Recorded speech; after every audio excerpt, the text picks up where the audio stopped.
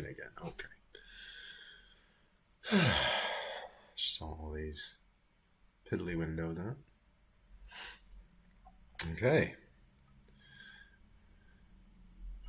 So I stopped for a chat with a local. So I'm a little shy of 24 hours, I think. But as I said in my post, I think karma will forgive me.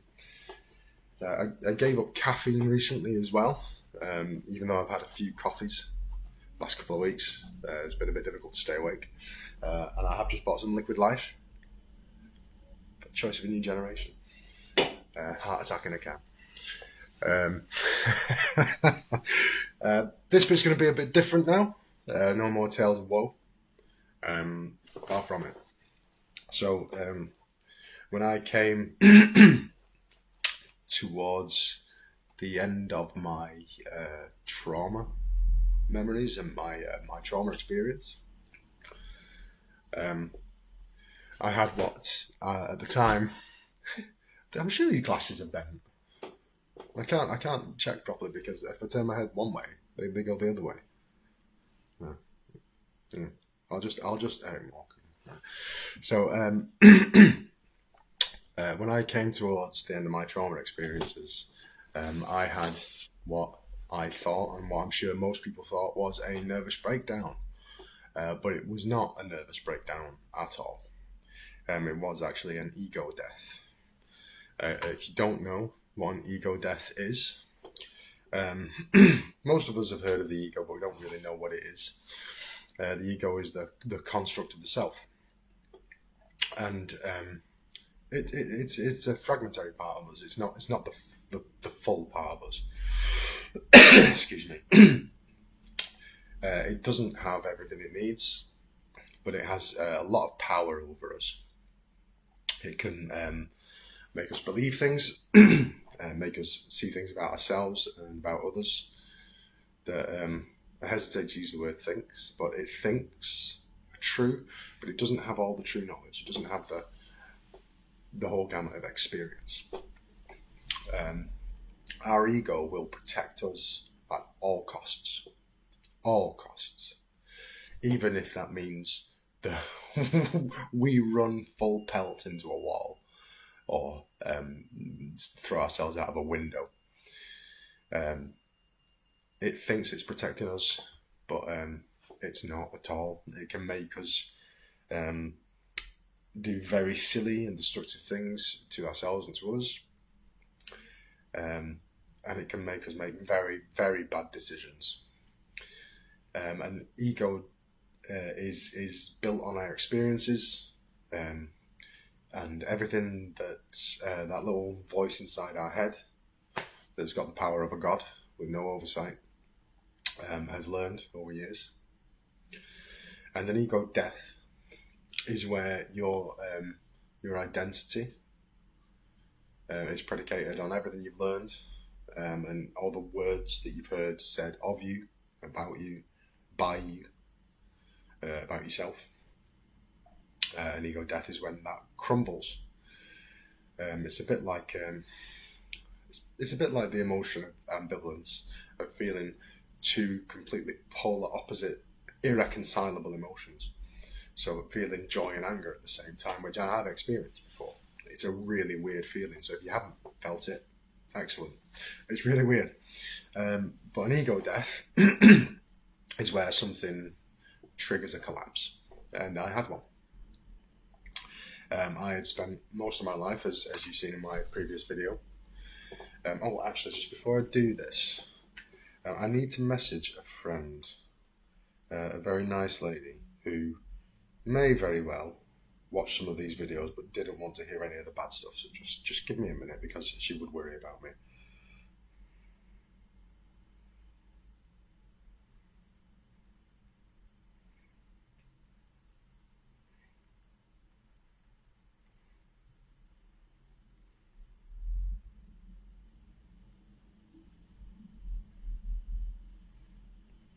One second.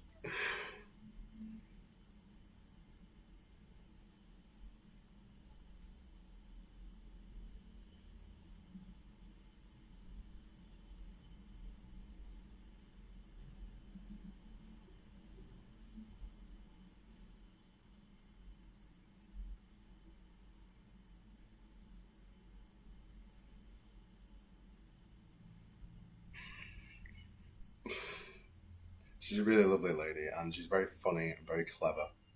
And I don't want her feeling crap. So,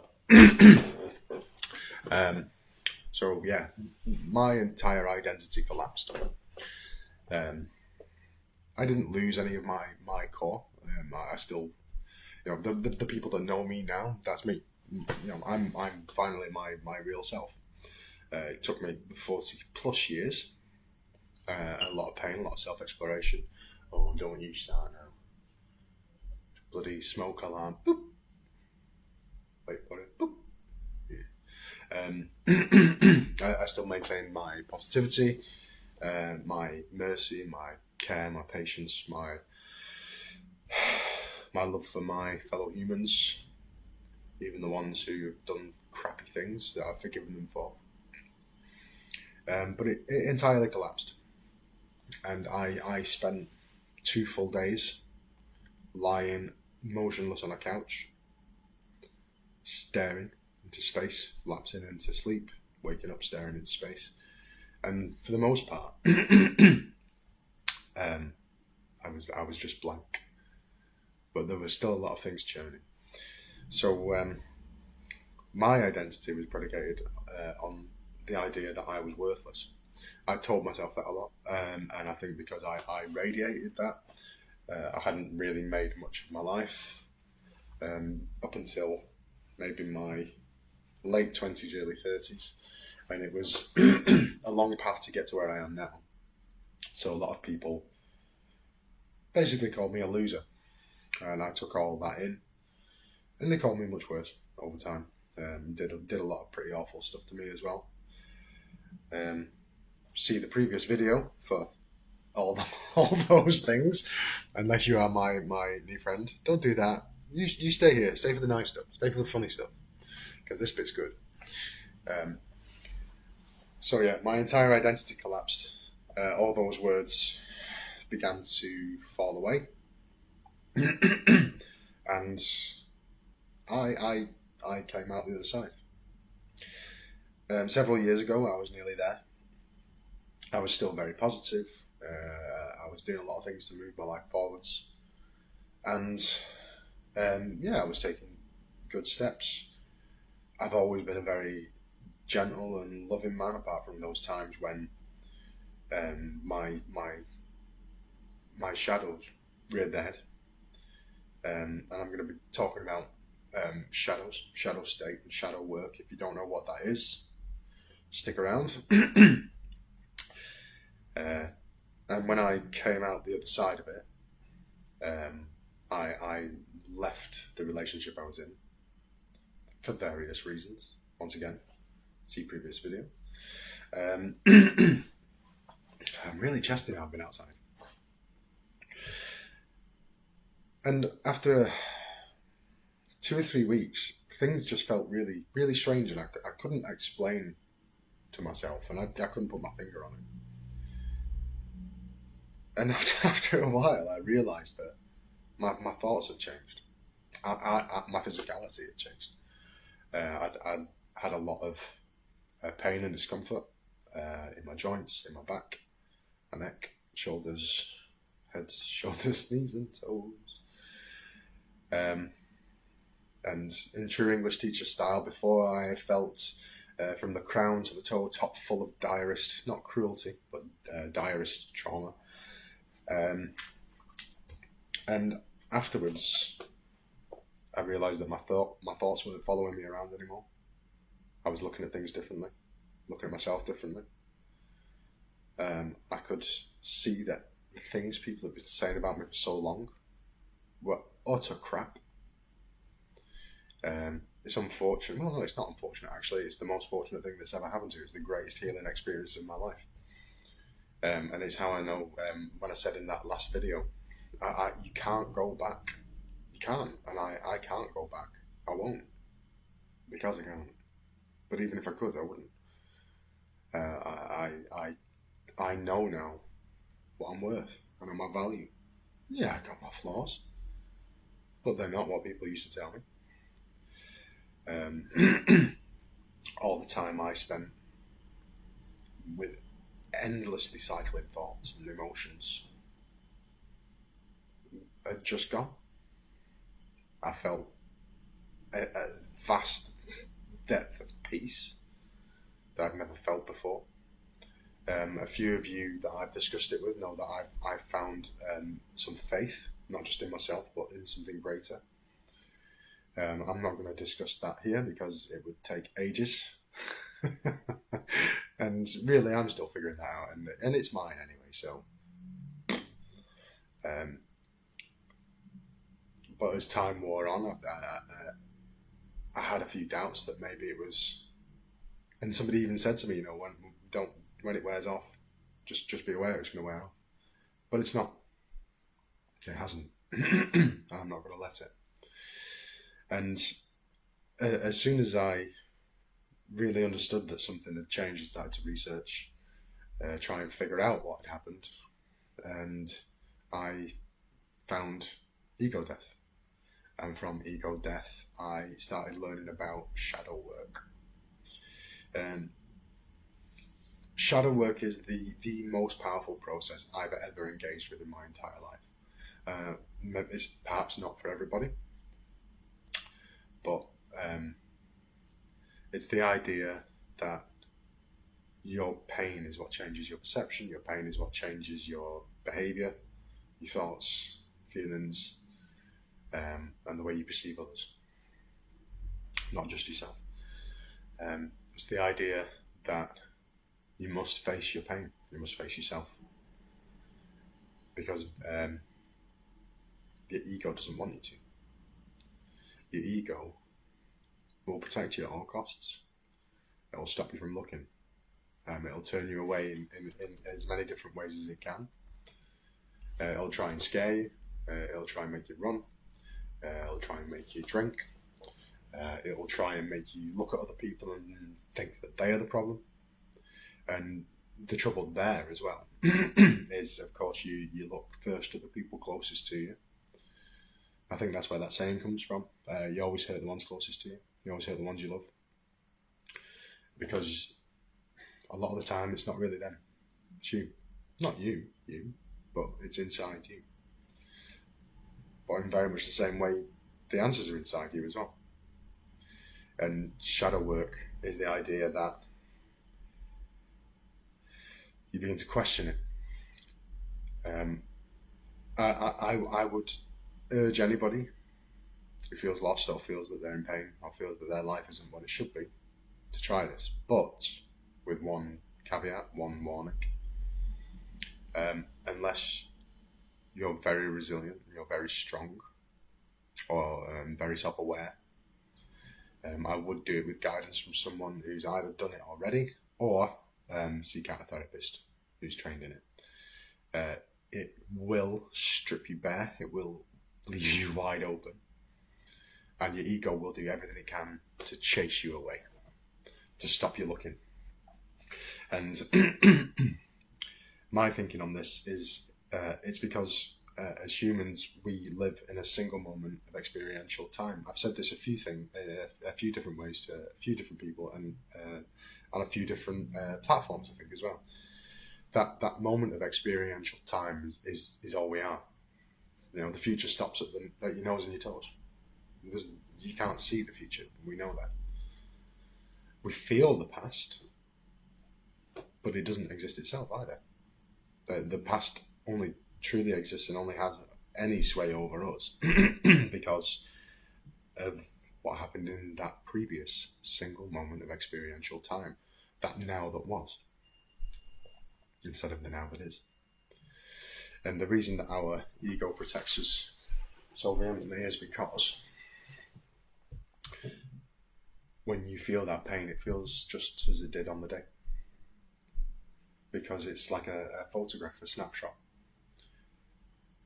This moment of reality, it's all we've got.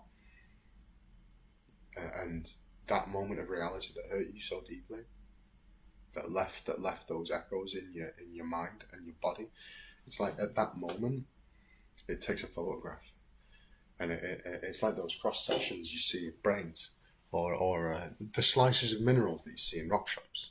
It goes like that. and it just sticks in you, stays there. And emotions, we know they all have physical responses. I think that is as well why pain has physical effects.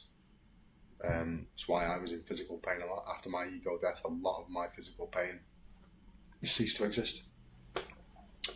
My apart from when I've fallen asleep on the floor watching a film, my neck doesn't ache anymore. My shoulders aren't tight anymore. My back's been a bit bad recently because, as I said, I've had a time of it recently with somebody trying to mess up my life on purpose for God knows whatever reason. That's now gone, and once again, I don't feel the pain anymore. My back stopped hurting. I'm not getting tension headaches anymore, and my shoulders are nice and loose. I'd have laughed then if I did that, and one of them went like that and crunched really loudly. It made me look a right prat. But the reason our ego will chase us away from that is because in order to face the pain and find the truth of it, so we can let it go, and maybe even forgive the people that gave it to us, you have to experience it again. And that's what shadow work does. For my process of shadow work,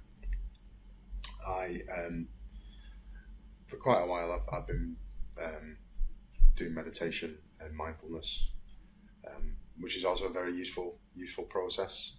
I know a few people who do meditation and have for a long time.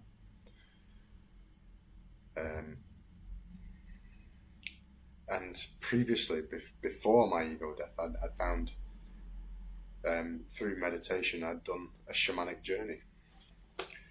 And meditation led me to a place of stillness where my mind could face things in a different way than it had been doing. Not as effectively as shadow work, but profoundly still. It's one of the things that helped me move forward towards the ego death, along with some pretty awful things that were done to me. I don't mean years ago, I mean recently. And I got myself to this. I'm talking about the shamanic journey. I got myself into a trance state with meditation. And the first time I did it, I used a guided meditation because I didn't know what I was doing. And it was interesting. But the second time I did it with just drums to focus on, to bring me to the trance state. And when I got to that trance state, things just unfolded in my mind, unbidden. It was like a film, like a waking dream. But I had no control over it whatsoever. I was walking around a fully realized world. I have drawings of it. I have a journal of it, where I encountered a vast world, an enormous forest in a cavern, and in that cavern was a tree in a pool, and my child self was there. And there were all different kinds of experiences I had in shamanic journey, from going to meet part of me which I considered my higher self in a higher realm, and the cavern with the trees, which was where my child self was, and also a version of the mundane world, like the middle world, that was very much all the things that is the ego, deception, appearances rather than reality. And it was very, very helpful. I did it quite a few times, but also because of what I was going through at the time, I left that behind, and I shouldn't have done. Well, actually, no, I should have done, because myself, and me, and I, and me, took a long time. But then when I started doing shadow work, I found that an infinitely more powerful experience. So when I did and still do shadow work, and I do it often, I get myself into a very meditative state, into a trance state. And I then, from a place of stillness, mental stillness, emotional stillness, and physical stillness, I begin to ask myself questions. And this is where the real power comes in, the real power of shadow work. When I did shamanic journeying, it happened on its own. It wasn't guided by me. Not really. It was guided, of course, by my internal self, but it wasn't willful. Shadow work is willful, and that's the tremendous power of it. I mentioned in the last video how that internal voice has no oversight, and it has the power of God. That's why ego is so powerful as well, because it holds all those words in its pockets. It's got them all. And when you do shadow work in earnest, you set yourself the intent to face it, to really face yourself and face your pain. And you begin to question. It can be difficult at first because you don't always ask the right questions. But when you start asking the right questions, you answer. And you don't just answer in basic terms. You answer with truth. You answer with real truth. But really, you have to find that intent. You have to strike your purpose clearly in your mind. Say, this is what I want. This is what I want to do. I want to face it. I want to let go. I want to find the truth of it. Because that's another thing the ego does. It tells you the way things are. Even though I hate people who use air quotes and I want to slap them. No, that's not true. I'm just being a pain. When you start to question that pain and begin to find the truth of it, that's when the real healing begins. That's when you can start to find missing pieces of yourself, missing truths of yourself. I think I'm just going to turn around because I look pretty sinister like this. I look like a New World Order type. Russia, it's your turn to play the villain again. Right, let me turn around.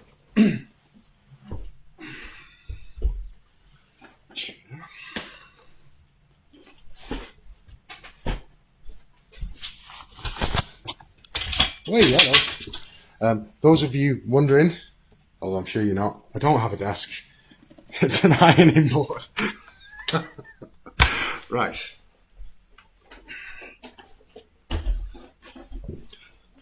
Oh, no, it's not there. Maybe I should turn around again. This is too high now. Okay. So when you start to face that pain in earnest, with purpose and direction, that's when you start to find the truth. And the truth, cliche, really can set you free. It's exactly why shadow work is so powerful. It's why facing that internal voice, facing that pain is so powerful, because your ego's been hiding it from you for so long. It's what you need. And yeah, I'm so run down. I've got a sty. I've got a sty which is unpleasant. So yeah, I'll put my glasses back on. I don't know why I told you that. I told you I was a brat. When you when you strike that purpose, when you have that true intent to face your pain, that's the first step. Finding that place of stillness. This is, of course, if you're doing it on your own. A therapist with training in shadow work will likely do it differently. And if you feel that's what you need, then please do. Don't listen to me. Seek it out yourself. But if you feel like you're strong enough to do it, then you're in a place where you feel like you need it. The way I did it, I as I said, brought myself to a place of physical, mental, and emotional stillness through meditation. Brought myself to a trance state. And then I started asking questions. And you get better at questions over time, you do. the main problem with shadow work is, again, I don't swear a lot in my casual conversation because I'm an English teacher, so profanity has its place. It's emphatic language. There are times when only a good fuck will do. When you start to question, it will hurt like fuck. It will feel exactly like it did on that day. It's going to scare you. It's going to hurt you. And I'm sorry. But if you do it, when you persevere, when you're feeling that pain, and you feel like you want to run away, that's the sign that you're on the right path. It's the sign you're going the right way.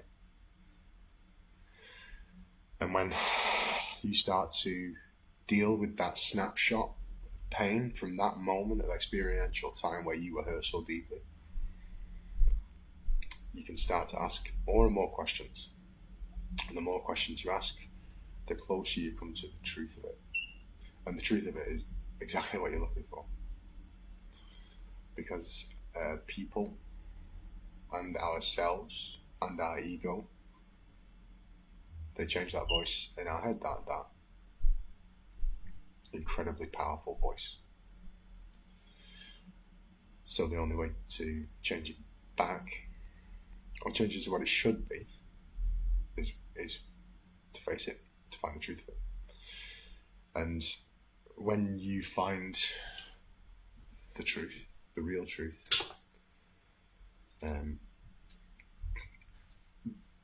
that's not the end. But to really face the truth of it, you have to approach it as much as you can with absolute, brutal honesty, unvarnished honesty. Some things are my fault.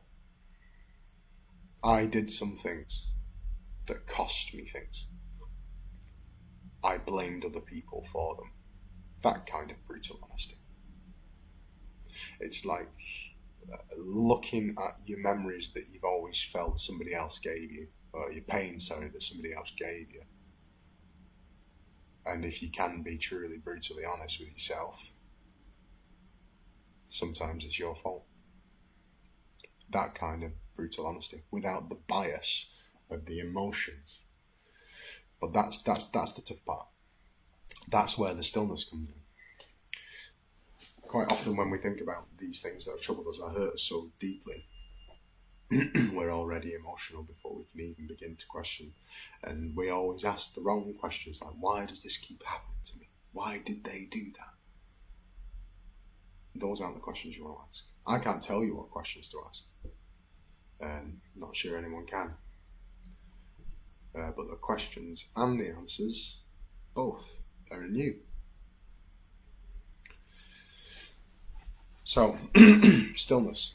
Absolute stillness. It takes time. It takes practice. Can't take more time and be more of a pain than what you're experiencing if you feel lost, though, can it?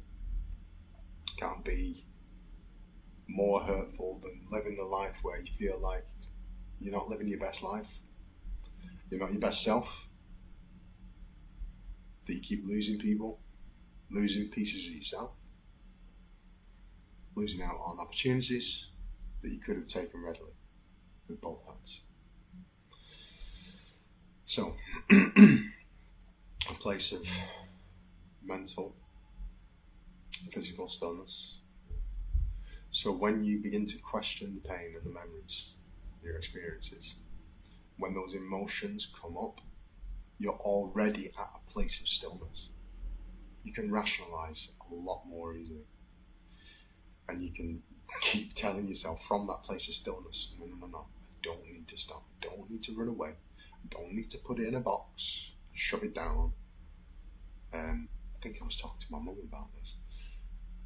Putting stuff in boxes don't stop it. Box still jumps around inside you. It's like rock in a stream. Don't matter how big the rock is. You throw a rock in a stream, there's a splash. You can see it, you can feel it, then the surface goes back to normal. The thing we never really consider is that rock still on the bottom of the stream. And whether it's a pebble or whether it's a boulder, it changes the flow of water in ways we can't see. And what happens when you change the flow of a stream here? changes the flow downstream. Irrevocably. You can't avoid it. So when you find that place of stillness, you question the pain. And if you can make yourself stay there, rationalize it with that clearly struck intent, purpose, that clearly defined motive to move through it and move forward and question it, and not run. Don't run. Keep fighting. That's how you'll find your way through to the truth of it. With your unvarnished, unbiased, brutal honesty with the self. So the next step after that is probably going to be the least popular one. It's forgiveness. You have to first, of course, forgive yourself for the way you responded, reacted, the way you ran, hurt someone, drank too much, got in a fight, took drugs, spent £1,500 on fry-ups. Yeah. Self-sabotaged. Quit a job that you actually really wanted. Any number of things. And also people that hurt you. Because this process of shadow work, one thing that's really made me come to understand is, as I said in the last video, unless you have some kind of fundamental issue or condition that changes your psychology or your psychopathology. Again, I'm not super up on psychology, so do correct me in the comments. You're not evil. Nobody is. Nobody's a bad person. Nobody's born bad. I refute it absolutely. Anybody can tell me I'm wrong. I'll just say no. No. Nobody's born evil. Just like a dog. There's no bad dogs, just bad owners. And those people who gave you your pain probably did it because of their own.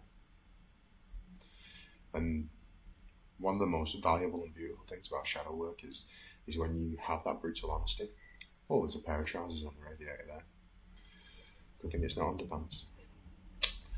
When you get that brutal honesty, find your way to truth, it is entirely possible to see truth in others, in their actions, to see and sense their pain in your memories. And even some of the most horrific things people have done. I forgive my brother. I forgive him, genuinely. I think that when he was young, as I said it again in the last video, when he saw how much attention and care I needed as a baby and as a toddler, after he'd been king of the world, he wasn't old enough to rationalise that. He couldn't look at himself and say, well, he just needs looking after his little baby. He was a little baby. You know? And I know I said some pretty vitriolic things in the last video, but you know, those were framed as though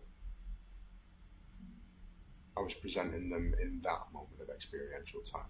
I'm not angry with him anymore. Don't hate him anymore. Don't want to know him like. So I don't think he'll have come anywhere near true remorse or regret. I think he'll still be very much in his shadow state. But then that forgiveness isn't for him. It's for you. All of it's for you. It's your absolution. And I've definitely said this before. I've written this in some Facebook posts, I think. I have got a full document that I'm going to read shortly that's all those posts put together, and I'm absolutely certain that line is in there. Forgiveness is for you. And so you can look back and you say, didn't deserve it, wasn't my fault, didn't do anything wrong, didn't want it. But you can still also look at that person and say, it's why they did it. It's what motivated them. It's what hurt them first. It doesn't matter if you meant to or if you even knew you had. Everything's motivated by pain. And the trouble with pushing down pain, pops up somewhere else, like whack-a-mole. Whack one, pops up over there. It doesn't come back up as pain though. It comes back up as other things. Cruddy behaviours. More negative emotions. And I am going to read this document in full. Sounds a bit preachy in places, but I do like the sound of my own voice. So, when you find your way to that forgiveness, there's a tremendous amount of peace in it. Because that's the combination of the shadow work. You are brutally honest. You seek from a place of stillness, intent, purpose, direction. And once you've got that truth, and it is real truth, the answers are in you. Find that forgiveness, and afterwards there's genuine peace in it. I've never felt so at peace in my entire life, even though it's been a tough while for me the last few years. I'm still and almost entirely at peace with who I am. But again, you don't become some guru, you don't suddenly cross your legs and float to work on a cloud of light. I certainly don't. Yeah, you're still going to have days where you're dog tired. You're still going to have days where you feel low. You're still going to have days where things irritate you. You're still going to get triggered by other people's stories. You're still going to get triggered by yourself. And as I said in the last video, you're still going to get pretty easily triggered by someone who's hurt you before, even if you've forgiven them, because they know you well enough to know how I trigger you, whether they're doing it on purpose or not. But again, it's their shadows. You've got to leave them to it. So, shadow work. Let's listen to this preachy ass document that I wrote over the course of several days of introspection, contemplation, after a lot of shadow work. And I've done a hell of a lot of shadow work. Even before I knew what it was, I was doing shadow work. I just didn't know I was. I wasn't doing the full process. I am now. So let me read this. Oh no, that's music. Hold on. Good. File open.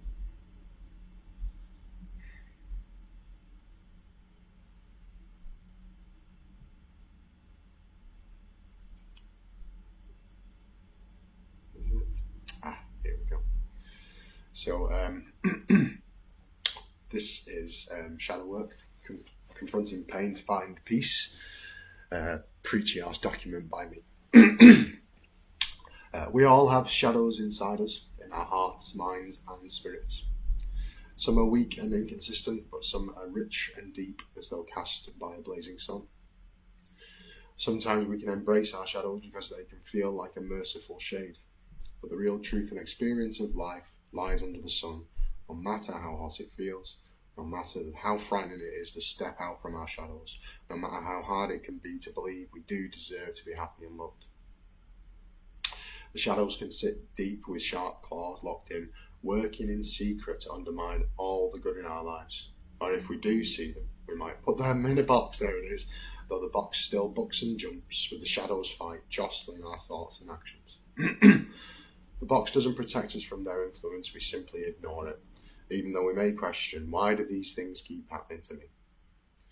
I lived in a deep shadow state for decades, most of my life, and though I diminished it at times with positive thoughts and positive proactive movement, I never truly understood what I was fighting or what it represents.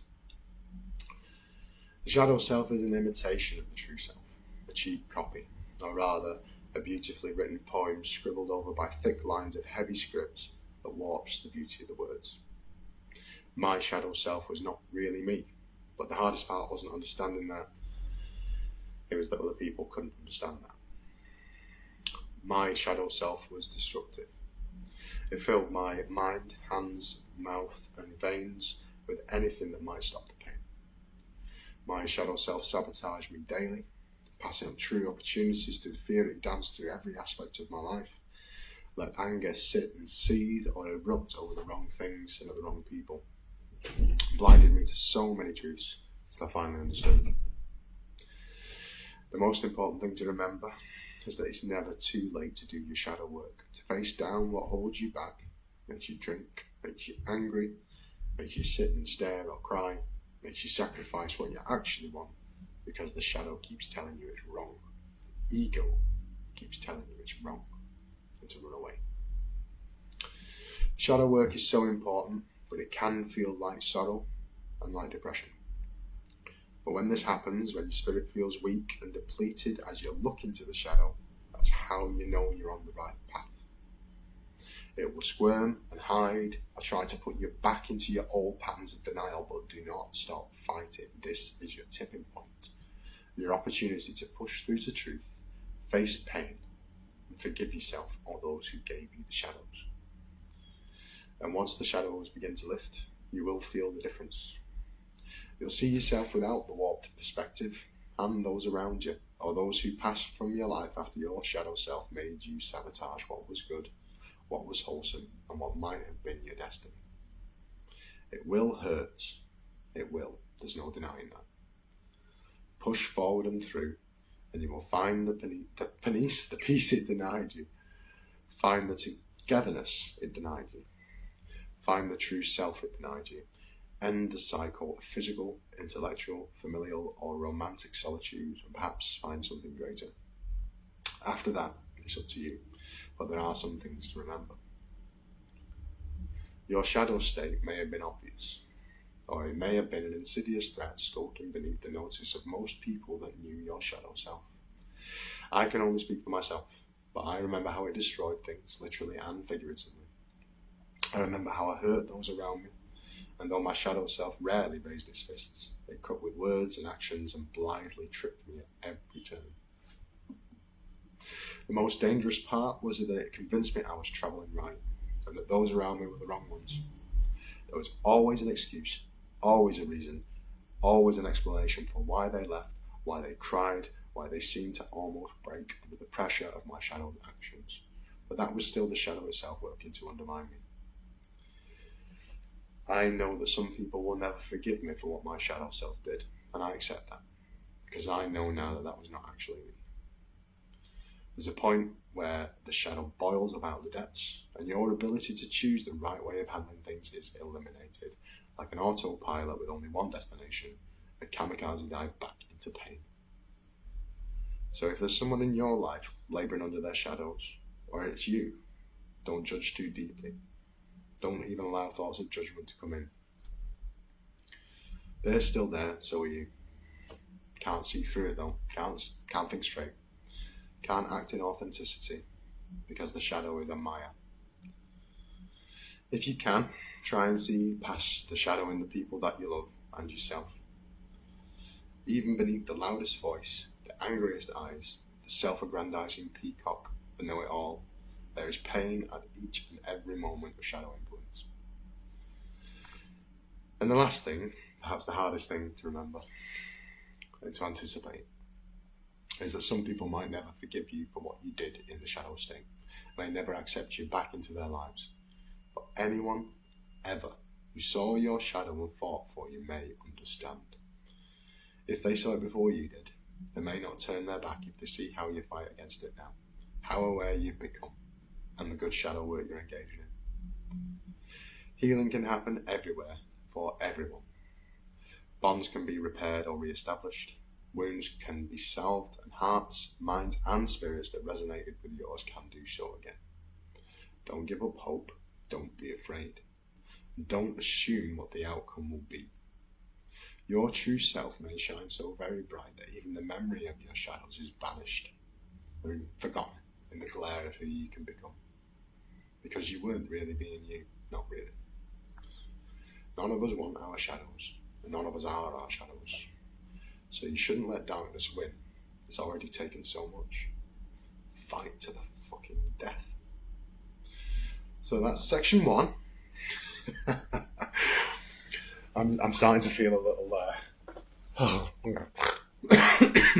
I've I've done a week at work, kind of, and I live on the noisiest road in existence. It is insanely loud until half 11 at night. I've got a crossing right outside my house that goes off every 5 minutes. There's lots and lots of police sirens going up and down this road. And with the last 3 months of sleep deprivation, I'm so glad for my heart attack and I can. So, section 2.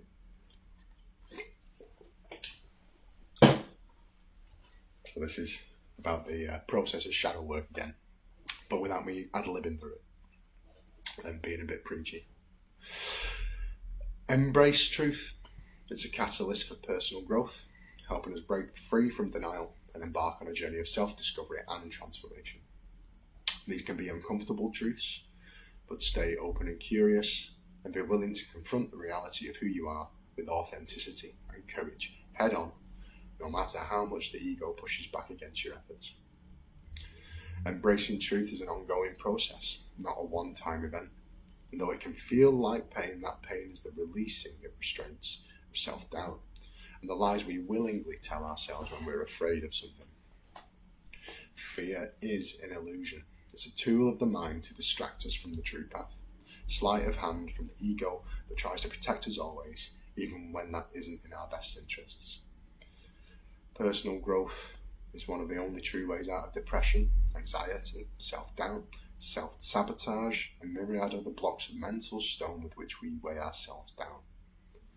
Our heaviest chains are almost always self-imposed, rooted in fear, yet so readily broken once we accept the truth of who we are and where those fears really came from.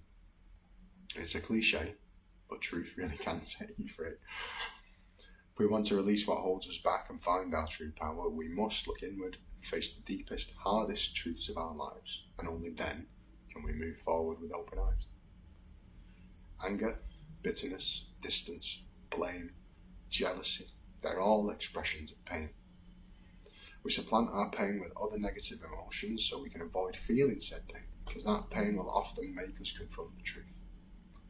Whether it's from childhood neglect, trauma, perceived inferiority, or however many darker human experiences you could name, we will fight tooth and nail not to feel this pain driven by our ego to fight.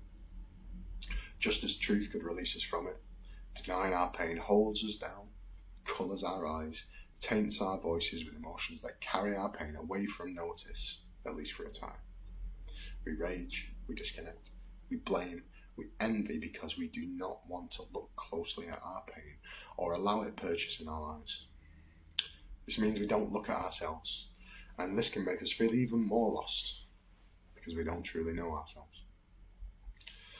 Paradoxically, the more we deny, the deeper the pain sinks until we convince ourselves that we're fine. The only issue now is that we've become darker than we should be, not even seeing how our pain has left us embittered and half blind to the truth of those around us and ourselves. Our pain can alchemize pain into others, and we become so adept at pushing our own pain down, we'll equivocate and lie, we'll dissemble, and we'll distract ourselves from the person we become in order to avoid it. Confronting your pain is the only way to be free of it. You should cry and weep until your throat is hoarse and there's nothing left but your spirit laid bare. And I promise you'll be thankful for it, because once your pain is gone, you can be yourself again, or perhaps the first time. And that's the path through to forgiveness, which is often misunderstood. And many of us think that to forgive someone is for that person we forgive, but really it's for ourselves. Forgiveness doesn't always mean having to let someone back into your life. It doesn't mean you have to validate their low vibe behaviours and thoughts, but it can mean a great deal for our own spirit.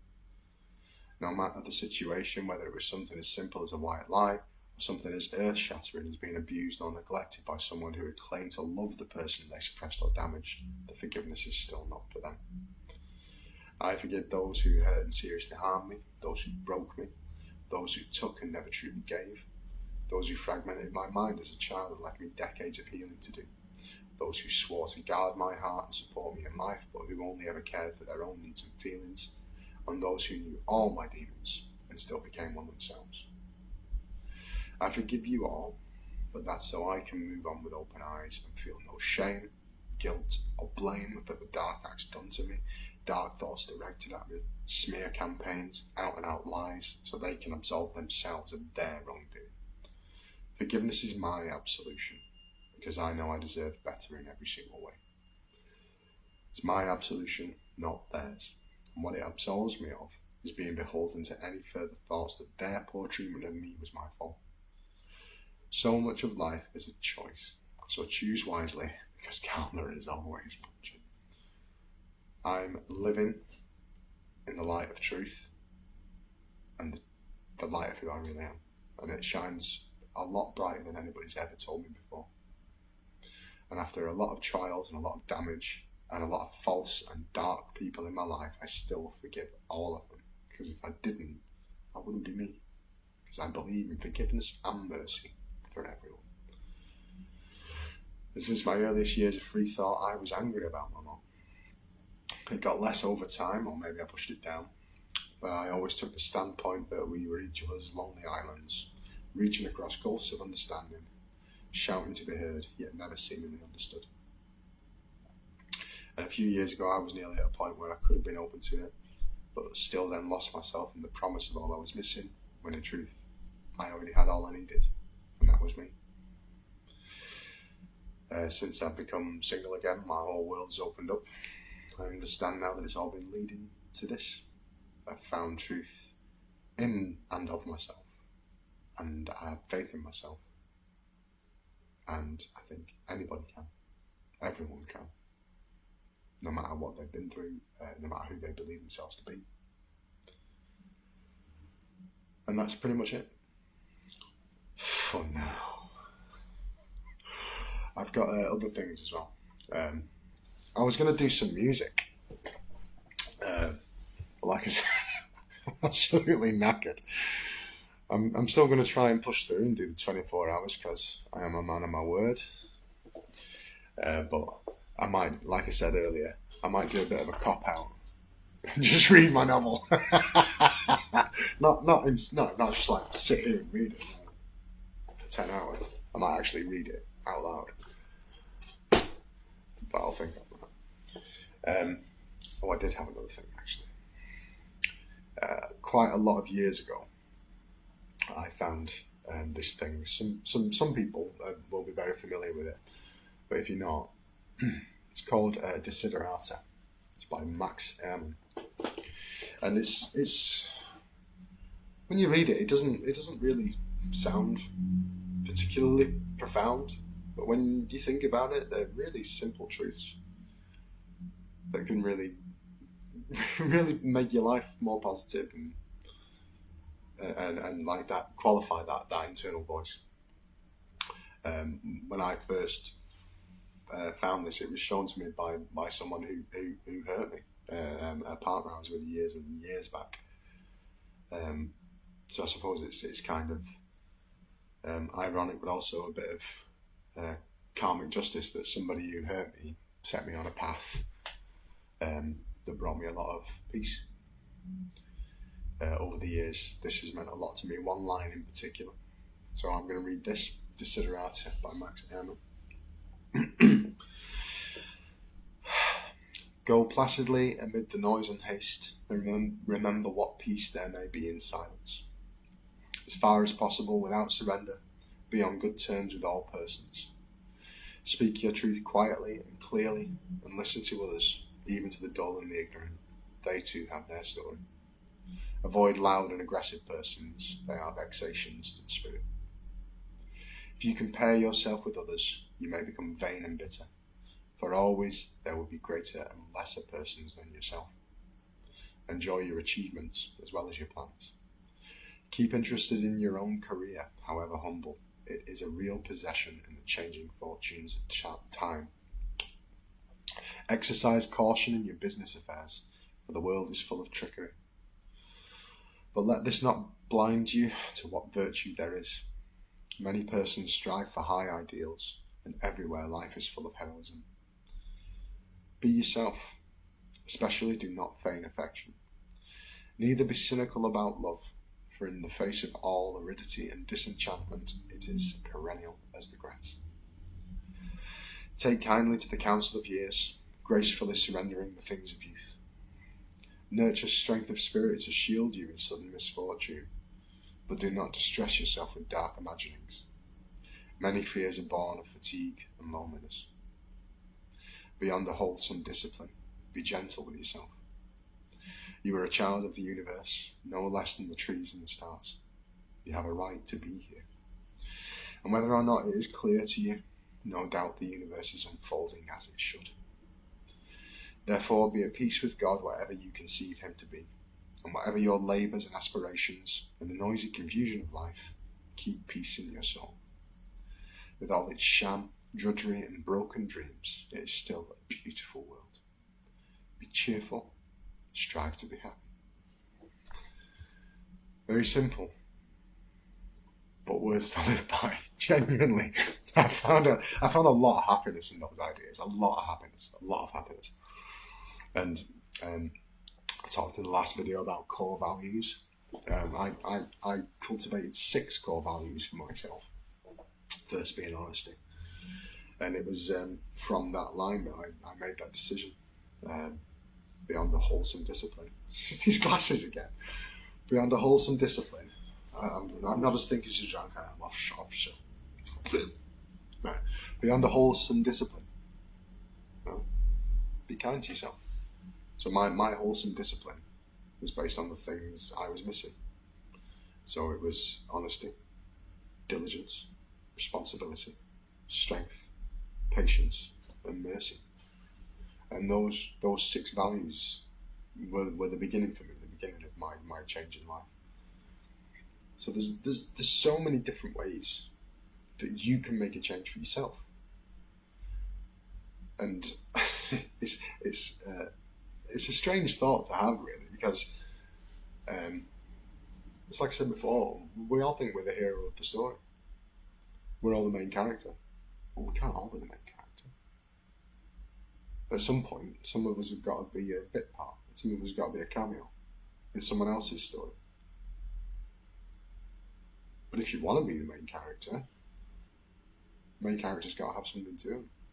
The main character doesn't just drift through life, unless it's a comedy about somebody who's just got a strange look or something like that. Or what's that Bill Murray film? The Man Who Knew Too Little? I think it's called that. Yeah, it's all based on purpose and direction. So everything I've said in this video, if you feel like you're missing something, go and look for it. If you feel like you're living your best life, not living your best life, ask yourself why. If you feel lost, or if you feel down, or if you feel hurt, find the truth for it. Be brutally honest about your life. It's never too late. Never too late to change everything. So if you sit and spin around on the same thoughts, some kind of pain making you do that. If you're angry about things all the time, some kind of pain making you do that. You know, it's like a scale with a million plates to measure on. Put pain on one.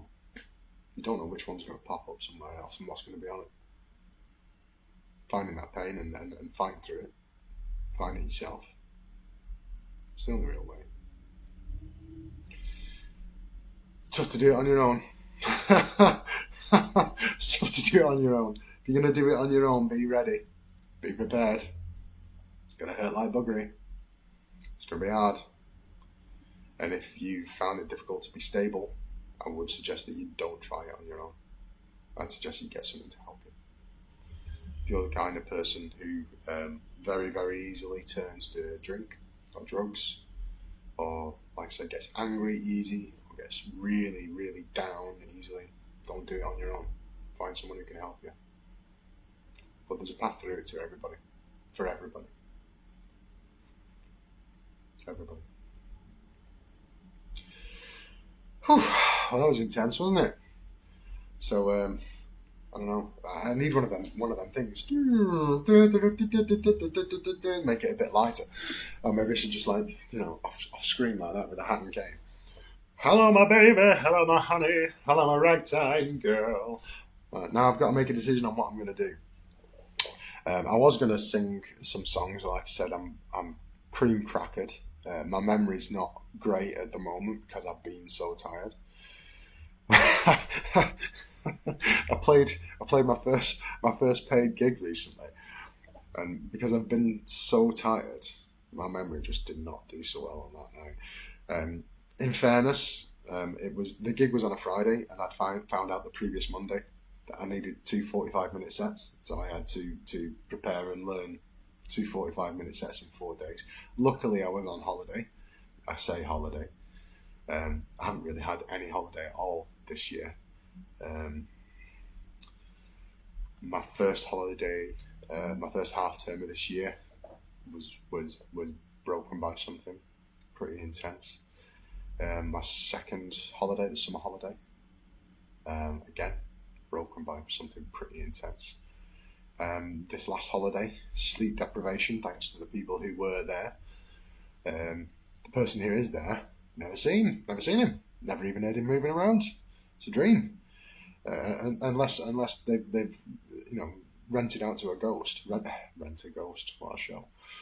So I might do some music in a bit. If there are any songs that you'd like to hear, post them in the comments for this video. I'll get the chords for them. If I know them, it's going to be easier. I'll see if I can learn some songs to play for people. But also, excuse me, there's the possibility of me reading my novel. And I say my novel, I did write this novel, that's mine. I wrote that. I wrote it about 5 years ago. And this was part of my process as well. There's a lot of autotherapy in it. As I said in the last video, especially chapter 4, there's a lot of me in chapter 4. I started writing it as a short story years ago. Must be nigh on 10 years ago now. Where the main character was essentially me. Then when I started writing it as a longer piece, I realised that I wasn't the main character, somebody else was. And it just kind of blossomed from there. But when I finished it, it had been quite a therapeutic experience, but I was kind of spent, I was depleted by it. So I just left it. I didn't do proper edits of it, didn't do any more work on it for several years. And I think about 1.5 years now, 2 years ago, I sat down and I rewrote the whole thing. And I'm proud of the story. Very proud of the story. So if anybody wants to spend 10 hours listening to Dan Tyndale reads Audible, I'll put on my best voice. Chapter 1, Vicissitudes. Right. I am going to take another break.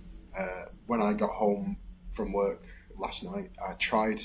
I did a couple of jobs first. I tried to go to sleep, but because I live next to the road to hell, I only got about 1.5 hours. So I've been awake with 1.5 hours sleep since 5 a.m. yesterday. I'm sure nobody would mind too much if I didn't do the full 24 hours, but I am going to try my best because how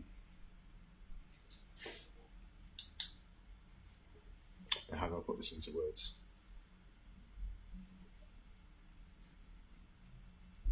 I'd want somebody to put themselves on the line for me, like this, to know that there are people in the world willing to give so much that depletes them to pick me up, to see what I am, to bring me up. I think I said this in the last video as well. It takes a lot of courage to stand and say I need help. It takes a lot of courage to stand and say there's something wrong. It takes even more courage to look at yourself if you still don't think there's anything wrong. If somebody else has told you there's something wrong, or someone's called you, you're up. Or sometimes, it goes on for longer than that. Sometimes they're right. It's sad but true. Bit of Metallica there for you. Sad but true. Sometimes there's something wrong. And it takes a lot of courage to stand up in any way whatsoever. So that's why I told my story in the last video. I will never ask of somebody what I'm not willing to give myself. So I hope you find that as well. How long has this been going on? How long have we been rabbiting on for? Oh, only an hour. Only an hour? Oh, let's do a bit more. Yeah? Right, let's find something to read. Let's find something.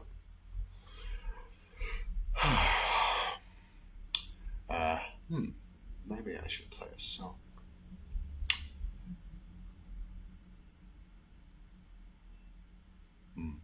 No, I'm too tired for a song right now. I will do some more, but I genuinely need another break. I went into this with the best of intentions. I am going to do as much more as I can today, but I can feel my mind slowing down. My body's definitely slowing down. My spirit's still going strong, but it's that old saying, isn't it? Flesh is willing, spirit's weak. It's the way around this time. Spirit's willing, flesh is weak. I'm going to finish off my liquid life when I can. I'm going to have something to eat. I think I'm going to go for another walk because there's some blue sky poking through. So what I might do is find a way to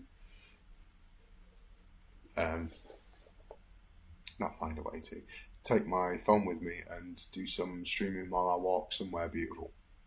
Because it is also my firm belief that one of the reasons that we feel quite disenchanted is because we live in boxes of bricks all the time. We're always surrounded by concrete and plastic and glass. I've never felt so at peace as when I've been out in nature. I think it's something we're missing. I'm also a great believer in epigenetics. I think that's why I have the same musical talent as my grandfather, because we pass things down through our DNA, encoded into our DNA, and for thousands upon thousands of years, we've been engaging with nature, living in and around beautiful places, in the trees, not in the trees, through the trees, around the trees, near the trees, and I think we are piece by piece destroying our connection with it.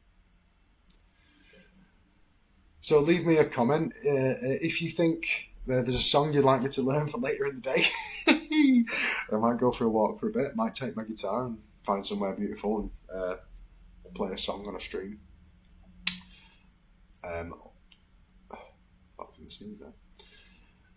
Or come back here and play one. Or if you think I should just shut the hell up and stop being a preachy fool, tell me that. I won't, but you can tell me. If you have any questions, feel free to message me. I think I've set it so you can message me. Oh no, that was when it was an event. No, because Facebook Live sucks. If you ever do anything like this to stream, don't use Facebook Live. And I don't care if Mark Zuckerberg sends the hit squad after me. I don't care. It's rubbish. I'll see if it's better with my phone somewhere later in the day. Okay? But for now, I've got very little left in me right now, so I need a break. Again, thank you for listening. I really hope you find what you're looking for. Because I did. And it's wonderful. So, peace, truth, forgiveness, shine, win. Right, I'm out.